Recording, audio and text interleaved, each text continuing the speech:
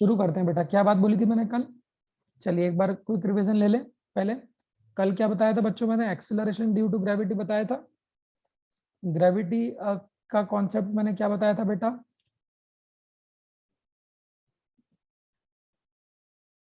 ये अटक क्यों रहा है?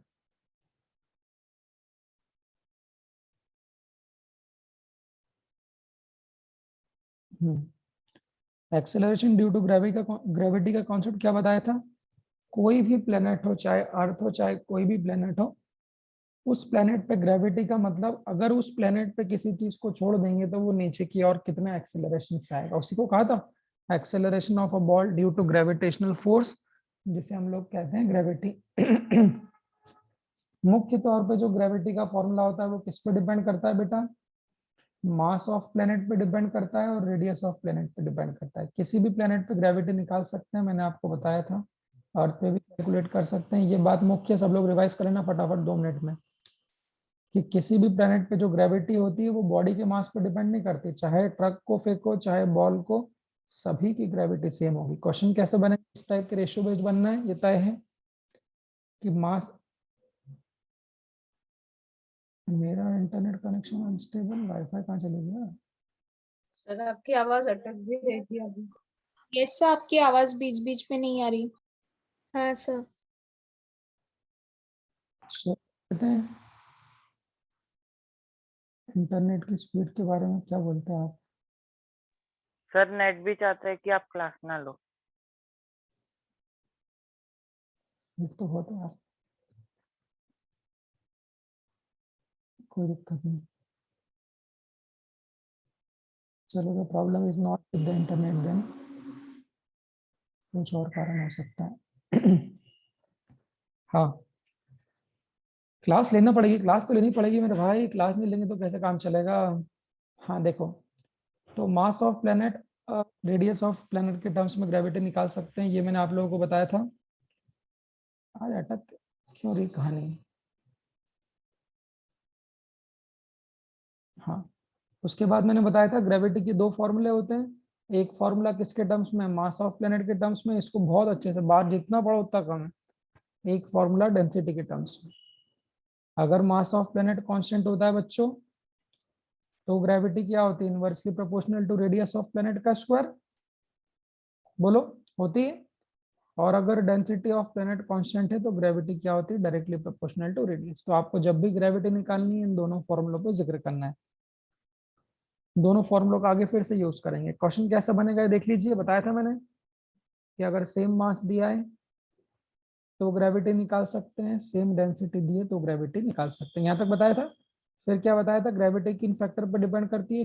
चारों में से एक समझा दिया था। ठीक है, पॉइंट क्या था बेटा? अगर एक्चुअल शेप ऑफ अर्थ को कंसिडर करूंगा तो इक्वेटर पे रेडियस ज्यादा होती है। रग्बी बॉल, जहां रेडियस ज्यादा होगी वहां ग्रेविटी कम। तो gravity at the equator is less than gravity at the poles. अगर स्फेरिकल एज्यूम करता हूं तो दोनों जगह ग्रेविटी सेम होती है। ये बात आपको कल मैंने समझा दी थी। आज हम लोग पढ़ेंगे बच्चों सेकंड फैक्टर की बात करते हैं। क्या बोल रहा हूं मैं? आज हम लोग बात करेंगे किसकी? सेकंड फैक्टर की। सेकंड फैक्टर कौन सा होता है? साथ साथ लिखते जाना बेटा। सेकंड फैक्टर होता है effect of gravity due to height.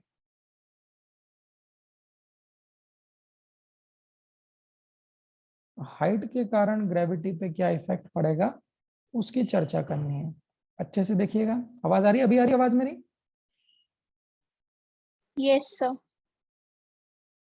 ठीक है, बीच में अभी तो दुनिया है, दुनिया है तो आवाज आती जाती रहती है, कोई दिक्कत नहीं है। मान लीजिए ये कोई प्लेनेट है, प्लेनेट है तो सरल शब्दों में अर्थ भी कह सकता हूँ। मेरे साथ साथ बनाइएगा बच्चों। ये अर्थ की क्या है? सेंटर। ये अर्थ की सरफेस पे एक बॉल रखी हुई है। अर्थ की सरफेस पे क्या रखी हुई है? एक बॉल रखी हुई है। इस बॉल का मास कितना है बच्चों? Small m। और अर्थ का जो मास है वो कितना है? कैपिटल है। ठीक है, चलिए अभी मुझे बताइएगा बेटा कि अभी इस बॉल की दूरी अर्थ के सेंटर से कितनी है? अभी इस बॉल की दूरी अर्थ के सेंटर से कितनी है? अभी कितनी होगी बताइए? Radius of earth. क्या रेडियस ऑफ अर्थ के बराबर होगी? That is equal to capital R. बोलिए। अब देखिए, एक सवाल आप लोगों के मन में आना चाहिए कि सर हमने तो बचपन से पढ़ा है कि ग्रेविटी ऑन द अर्थ 9.8 होता है। मैंने बोला हाँ ठीक है, आपने जो पढ़ा है वो भी सही है, बट भाई ये क्या ये ग्रेविटी हमेशा उतनी रहेगी? तो हमें यही पढ़ना है कि किन किन फैक्टर्स पे डिपेंड कर। अब कोई बोले सर अगर मैं माउंट एवरेस्ट पे जाके ग्रेविटी चेक करूं तो क्या वहां भी 9.8 होगी? अगर मैं एरोप्लेन में बैठ के ग्रेविटी चेक करूं तो क्या वहां भी 9.8 होगी? तो यहां से सवाल बनने लगा, यार अगर मैं हाइट को चेंज करूं तो ग्रेविटी क्या होती है? चेक करते हैं। ठीक है, अभी ये बॉल बच्चों कहाँ रखी है? अभी ये बॉल अर्थ के सरफेस पर रखी है, मानते हो? तो सरफेस पे तो यहाँ पर ग्रेविटी क्या लिख दूं? जी। जी मतलब ग्रेविटी, एस मतलब कहाँ पे? सरफेस पे। गौर करिएगा, अगर इसी बॉल को यहां से उठा के, ध्यान देना, अगर इसी बॉल को यहां से उठा के आप मान लो माउंट एवरेस्ट, माउंट एवरेस्ट की कुछ ना कुछ तो हाइट होगी ना? कितनी हाइट पे ले गए? बोलो बच्चों, कितनी हाइट पे ले गए? एच हाइट पे। ये एच हाइट कहां से मेजर कर रहे हैं? ये एच हाइट कहां से मेजर कर रहे हैं? From the surface of earth. मतलब if the ball is taken up to a height h from the surface of the earth, तो यहाँ पाई जाने वाली ग्रेविटी को हम लोग कह देते हैं जी एच। ध्यान से सुनिएगा। तो बच्चों जी एच और जी एस क्या है? तो जी एस सरफेस पे ग्रेविटी है और जी एच कहाँ ग्रेविटी है? एच हाइट पे। बट गौर क्या करना है, ये एच हाइट कहाँ से है? This is the height from the centre of earth. तो हमें इस जी एच और जी एस में रिलेशन बताना है। हमें बताना है कि जी एच की वैल्यू कितनी होगी और जी एस की वैल्यू कितनी होगी। ठीक है, जो कल मैंने आपको पढ़ाया उसमें मुझे बताएगा कुणाल चंदन बताएगा। कल जो मैंने बताया था कुणाल, किसी भी प्लेनेट पे कहीं भी ग्रेविटी लिखने का फॉर्मूला क्या होता है? कुणाल फटाफट बोल दो।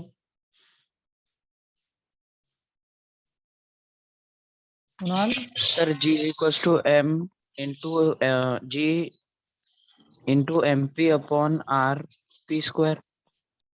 हाँ, अच्छे से बोलो ना भाई। Capital G into mass of planet divided sorry by, sir. अब इसको है ना, इसको मैं स्मॉल आर का स्क्वायर बोलना चाहूंगा। क्यों बोलना चाहूंगा, ये आपको मेरी बात समझ में आ जाएगी। जैसा कि आप सभी लोगों को बच्चों ये वाला फॉर्मूला याद है, 100% आपने ये फॉर्मूला सही याद रख रखा है कि ग्रेविटी मास ऑफ प्लेनेट पे डिपेंड करती है और रेडियस पे। थोड़ी सी गौर करने वाली बात क्या है कि ये स्मॉल आर क्या है? ये स्मॉल आर का भी इस चैप्टर में बहुत महत्व है। बहुत महत्व क्यों है?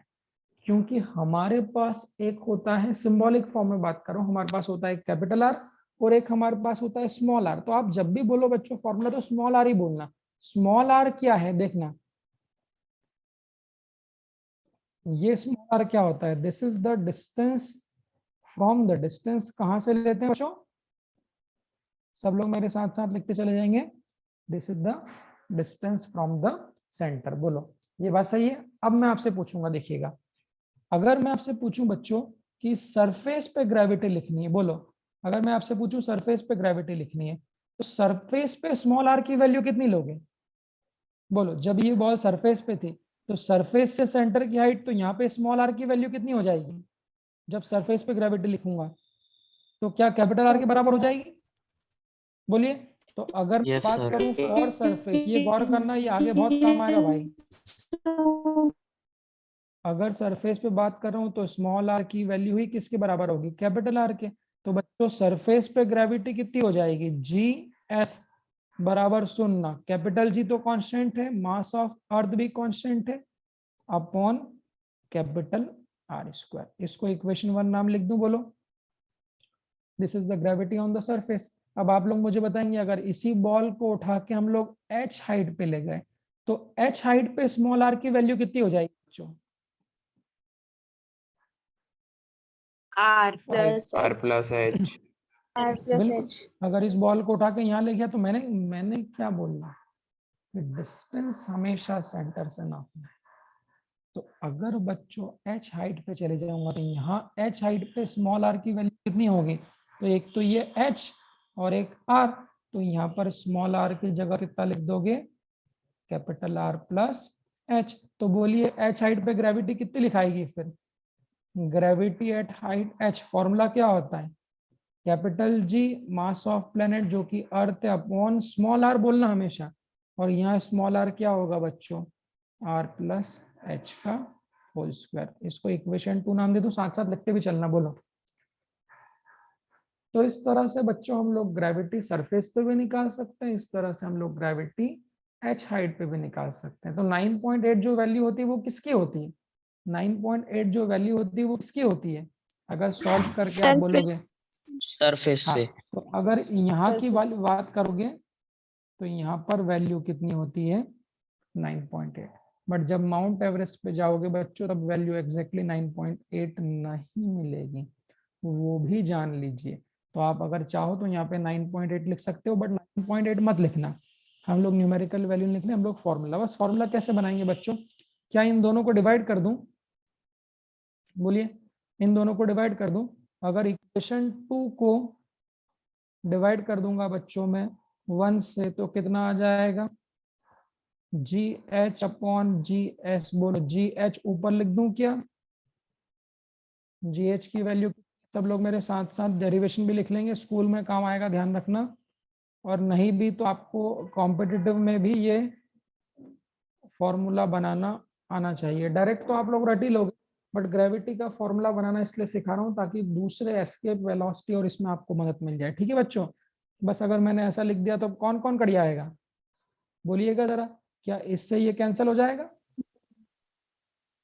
देखिए इससे ये कैंसिल हो जाएगा, जो यहाँ डिनोमिनेटर में लिखा है ये कहाँ पहुंच जाएगा, ऊपर, तो जी एच अपॉन जी एस की वैल्यू कितनी आ जाएगी, देखो ये तो मैंने बनाया, जी एच अपॉन जी एस की वैल्यू कितनी, ये तो कैंसिल हो जाएगा, तो ये कहाँ पहुंच जाएगा ऊपर, तो आर स्क्वायर अपॉन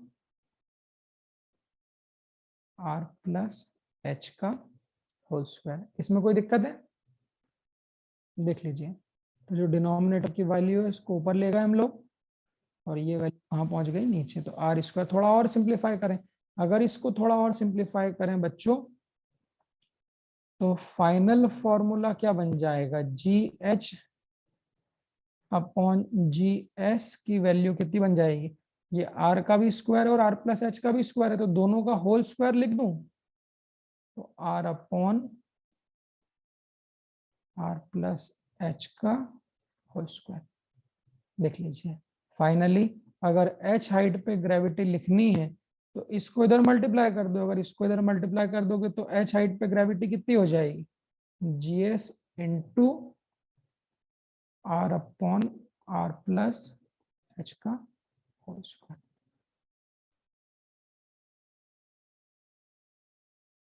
इस फॉर्मूले को आप लोग क्या कर लेंगे,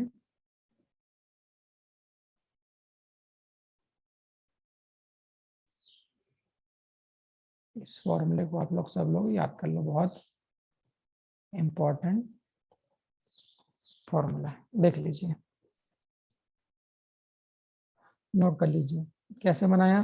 तो मेरी बात याद रखना बच्चों, माउंट एवरेस्ट पे जाके चेक करो ग्रेविटी उतनी ही नहीं आएगी 9.8, तो कितनी लिखेंगे, एरोप्लेन में जाके चेक करोगे तो भी 9.8 नहीं आएगी, तो एरोप्लेन कितनी ऊपर उड़ रहा है, h ऊंचाई पे, तो h ऊंचाई पे ग्रेविटी ऐसे लिखते हैं, फॉर्मूला वही है, GM upon small R square, जरूर बोलिएगा।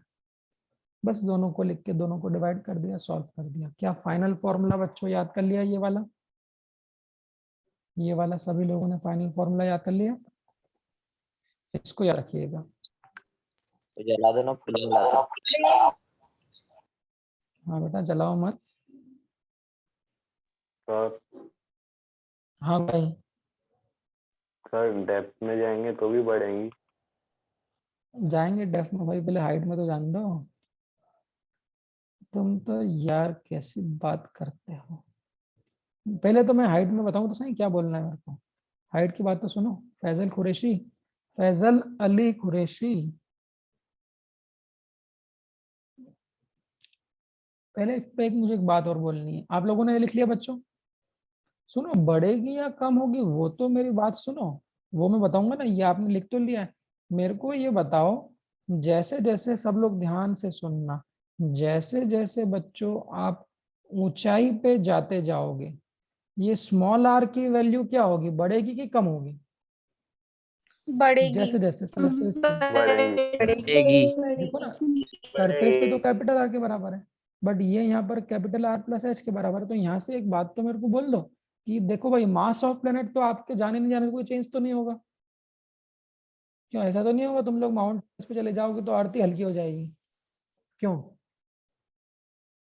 अर्थ के मास को तो आप लोगों के मास पे कोई फर्क नहीं पड़ता। नहीं तो आप ये भी बोल सकते हो कि सर हमारा अर्थ का मास मतलब टोटल मास, एक आध दो आदमी ऊपर नीचे चले भी जाएंगे तो कोई फर्क नहीं पड़ेगा। तो मेरे भाई यहाँ पर मास ऑफ प्लेनेट तो कांस्टेंट है।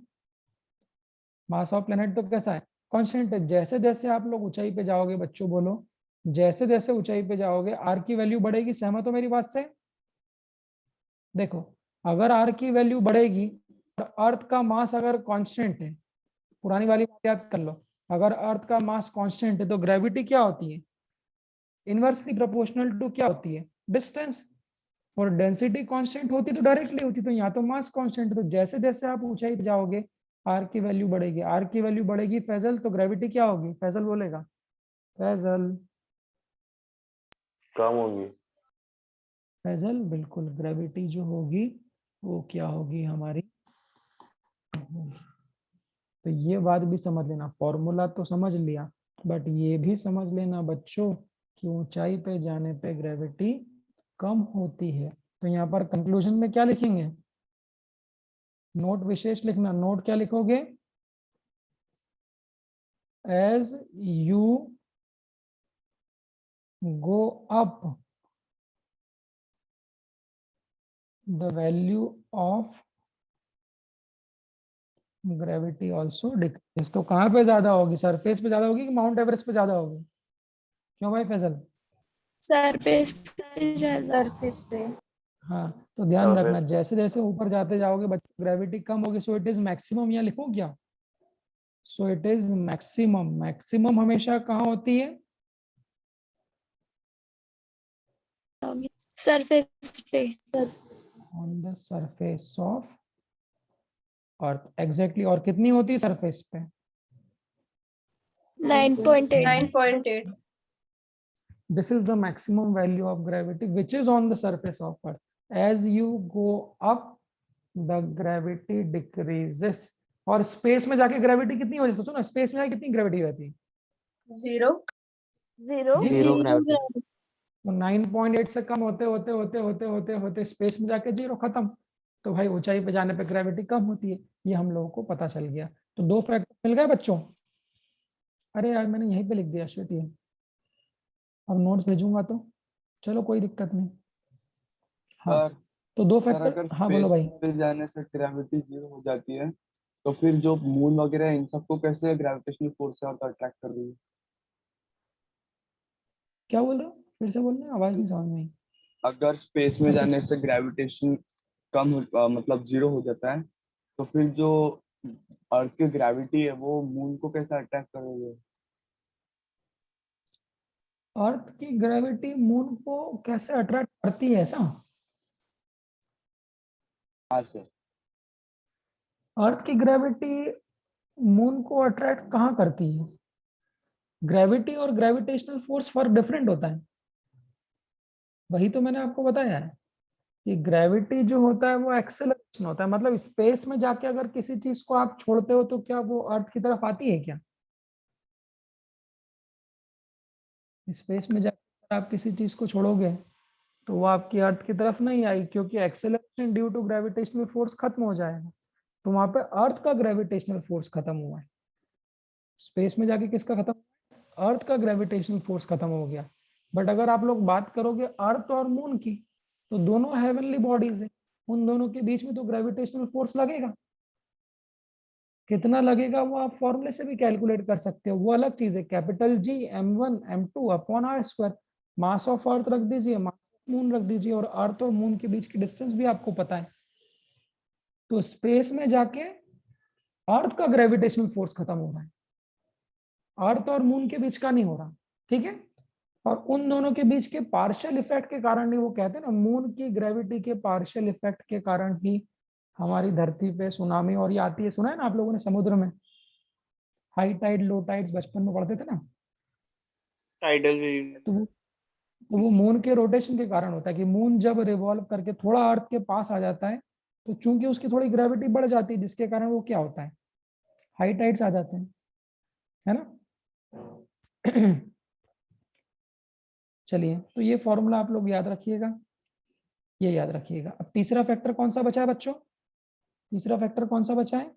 अच्छा, इस पे पहले क्वेश्चन करा दूं क्या, फिर तीसरा फैक्टर लूंगा ना। इस पे पहले मैं क्वेश्चन लिख देता हूं। क्वेश्चन क्या होगा? क्वेश्चन सुनना, बड़ा क्वेश्चन आज नहीं आएगा, इस पे ध्यान रखना। क्वेश्चन रेशियो वाला ही आएगा इस पे भी। एट व्हाट हाइट, साथ साथ लिख लो, from the surface of earth, percentage form में लिखाऊंगा। At what height from the surface of earth the value of gravity decreases, एक बात गौर करना, बाय 36%, और दूसरा क्वेश्चन है 236%। बहुत ही बारीक पॉइंट बता रहा हूं आप लोगों को, यहाँ पर गौर करिएगा। 100% इस टाइप का क्वेश्चन आपको हर जगह मिलेगा, हर बुक में मिलेगा। आप कोई सी भी बुक खोल लीजिए, क्वेश्चन लिख लीजिए यहाँ पर सब लोग। लिख लिया बेटा क्वेश्चन आप सभी लोगों ने?